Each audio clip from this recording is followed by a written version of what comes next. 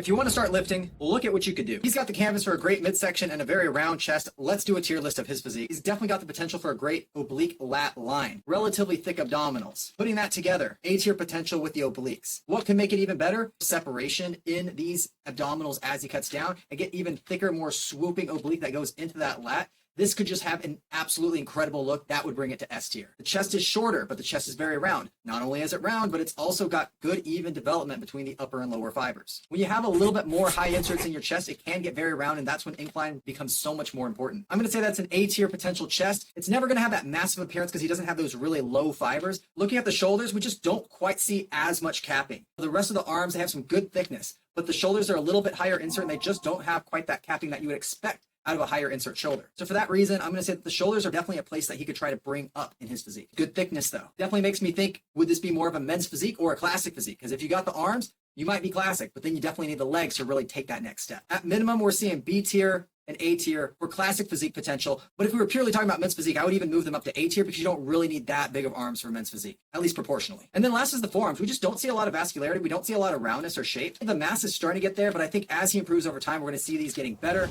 But for now, we're going to call them B tier, maybe even B tier minus. Overall, this is a solid foundation for a physique.